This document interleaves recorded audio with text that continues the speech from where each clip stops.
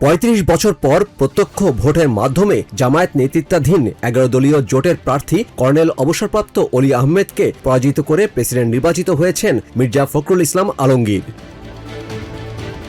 বৃহস্পতিবার দুপুর ২টা থেকে বিকেল ৫টা পর্যন্ত জাতীয় সংসদ ভবনের সংসদ কক্ষে রাষ্ট্রপতি নির্বাচনের ভোট গ্রহণ অনুষ্ঠিত হয়। ভোট গ্রহণ প্রক্রিয়া চলাকালে সংসদ সদস্যরা নিজ আসনে বসে পূর্ণ নাম স্বাক্ষর করে ব্যালটের মাধ্যমে পছন্দের প্রার্থীকে ভোট দেন। সংসদ সদস্যদের মধ্য থেকে প্রথম ভোট দেন ভারপ্রাপ্ত রাষ্ট্রপতি হাফিজ উদ্দিন আহমেদ।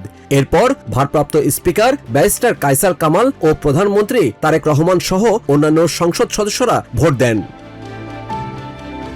ভোট শেষে সংসদ কক্ষেই ব্যালট গণনা করা হয়। পরে নির্বাচনী কর্মকর্তা ও প্রধান নির্বাচন কমিশনার এএমএম নাসির উদ্দিন ফল ঘোষণা করেন। তিনি জানান, মোট ৩৪৯ জন ভোটারের মধ্যে মির্জা ফখরুল ইসলাম আলমগীর পেয়েছেন ২৫৫ ভোট। তার প্রতিদ্বন্দ্বী ১১ দলীয় ঐক্যের প্রার্থী ও এলডিপির চেয়ারম্যান কর্নেল অলি আহমেদ পেয়েছেন ৮৮ ভোট।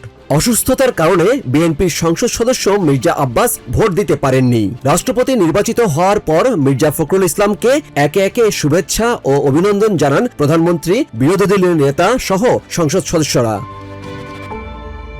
স্বাধীনতার পর রাষ্ট্রপতি পদে সর্বশেষ প্রতিদ্বন্দ্বিতামূলক ভোট হয়েছিল ১৯৯১ সালে। ওই নির্বাচনে বিএনপির প্রার্থী আব্দুর রহমান বিশ্বাস ও তৎকালীন আওয়ামী লীগের প্রার্থী বদরুদ্দোজা হায়দার চৌধুরী প্রতিদ্বন্দ্বিতা করেছিলেন। এরপর পরবর্তী নির্বাচনগুলোতে ক্ষমতাসীন দলের একক প্রার্থী থাকায় ভোট গ্রহণের প্রয়োজন হয়নি।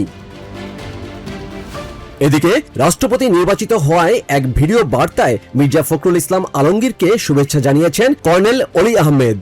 তিনি আশা প্রকাশ করে বলেন, রাষ্ট্রপতি হিসেবে মির্জা ফখরুল ইসলাম আলমগীর গণতান্ত্রিক মূল্যবোধ, দেশের স্বাধীনতা ও সার্বভৌমত্ব এবং নাগরিক অধিকার রক্ষায় ভূমিকা রাখবেন। রাষ্ট্রপতির গেজেট প্রকাশ শেষে শুক্রবার সন্ধ্যায় নতুন রাষ্ট্রপতি হিসেবে বঙ্গভবনে শপথ নেবেন Mirza Fakhrul Islam Alamgir. Yusuf Khaled, TVN24 news desk.